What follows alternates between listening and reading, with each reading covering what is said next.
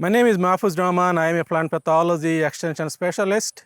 We are here at the WBU agronomy farm where I established Cucurbit downy mildew sentinel plot for last few years for monitoring the disease.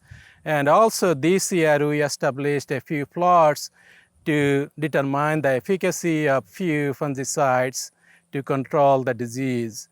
So Cucurbit downy mildew is a very destructive disease on many cucurbits. That includes cucumber, cantaloupe, pumpkin, melon, and squash. So the disease organism is known as Pseudoperonospora cubensis. It's not a true fungus, but it is called fungus-like organism or oomycete. It is also known as water mold. So it does not form true fungal spores, but the fungal spore sac, which is known as sporangium. And this is an obligate parasite, which means this organism cannot survive when the host is not alive. So as long as the host is alive, it can cause the infection, it can cause the disease, and it can multiply on the host. So having said that, that means this organism does not survive the winter in the area or in West Virginia. So during the growing season or early spring, this organism start coming from southeast, especially where it survives it beyond southeast Florida, like in Miami area where they can grow cucurbit year round. But also in this area, and an exception is if there is a greenhouse that is growing cucumber year round, the organism can survive there. So genetically it has two different clades, clade 1 and clade 2.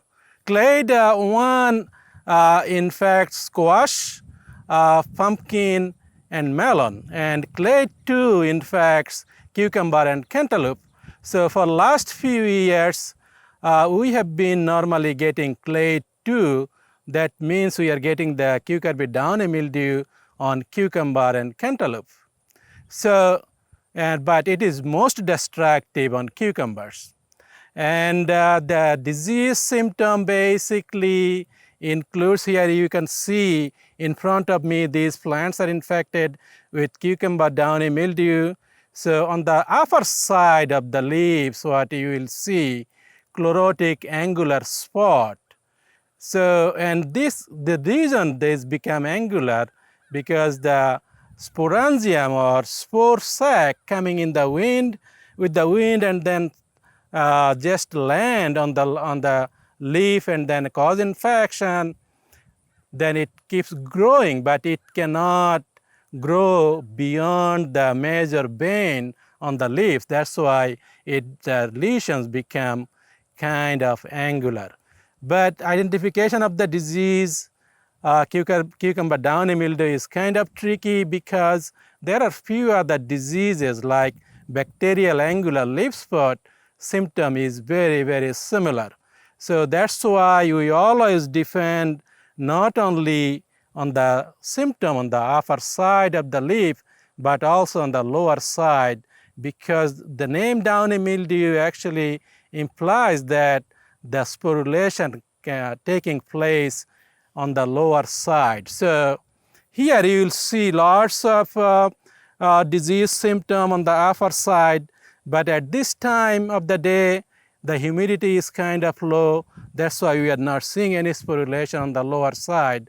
But if you take those leaves and then put it inside a Ziploc plastic bag with moist paper towel and then keep it locked there for 72 hours, you will see the lower side of those lesions will turn kind of black. That means the sporulation has taken place. And then if you use a 20x magnifying lens, you may be able to see that sporangium. That is the confirmation that this is cucumber downy mildew, not other disease. So a little bit of epidemiology and movement of this organism. As I mentioned earlier, it survives in the south, Florida and in the Miami area where they grow cucumber or other cucurbits year round. So during the growing season, it starts moving towards north, and when the hosts are available, the organism as sporangia will come in and then cause the infection, and it keeps moving towards north. So cucurbit downy mildew has not been a bigger problem until 2004, but in 2004, because until that time, resistant variety could keep the disease under control. But in 2004, there has been a big epidemic in the southeast, in North Carolina, South Carolina, and there are many other southeastern states. So since then, actually, the disease has been causing much damage on cucumbers and other cucurbits on all the states in the eastern seaboard, starting from Florida to all the way to Ontario, Canada.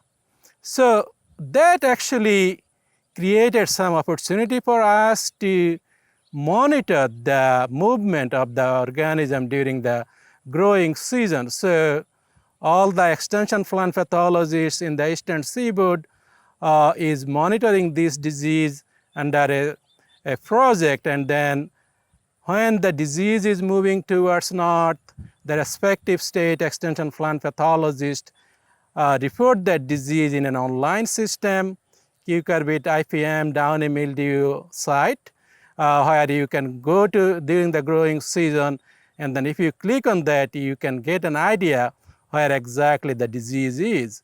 So the objective of doing that kind of monitoring and reporting in the online system, that facilitates growers only to use fungicides or only to take preventative measures when the disease is in the area.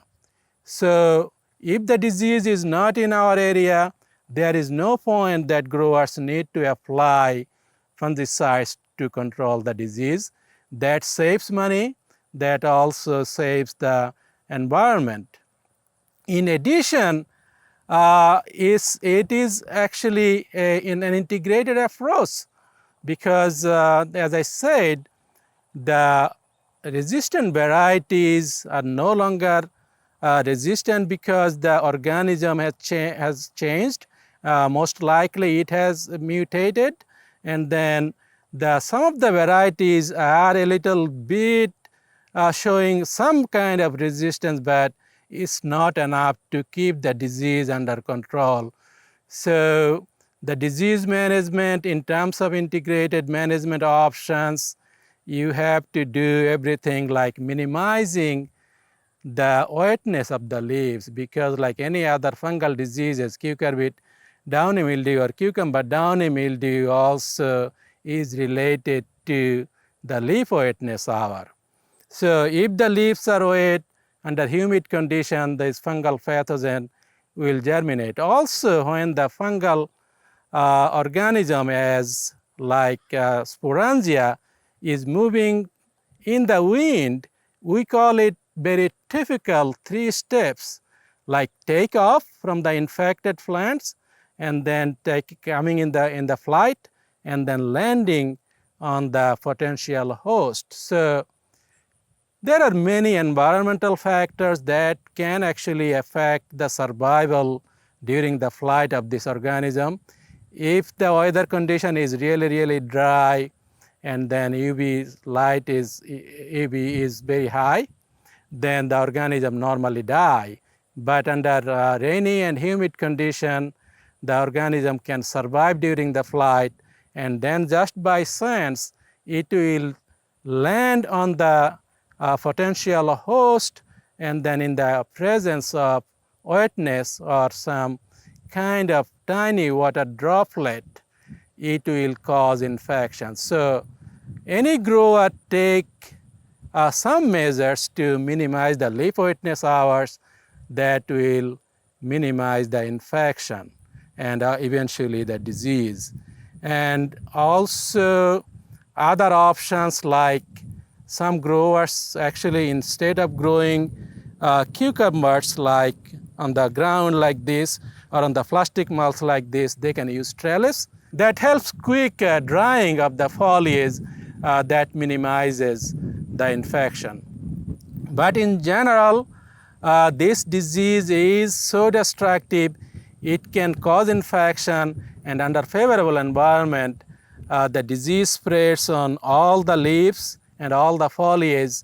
It takes only 10 to 15 days to kill all the foliage. So based on the map and then disease forecasting, growers can take two different types of measures.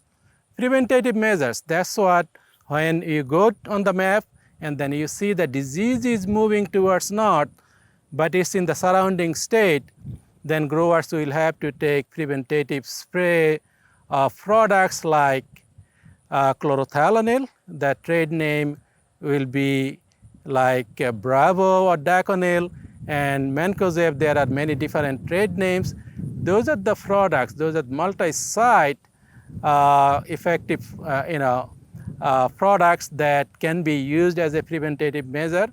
But when you see on the map or on the forecast that the disease is moving in your area, or even the disease is identified in your planting, then you will have to take or use more effective products. Some of these effective products include Quadres, Rivas, Cucurbit, Forum, Ranman, Fribicure Flex, Presidio, and Elumin. So these are the products are actually more like single site active products.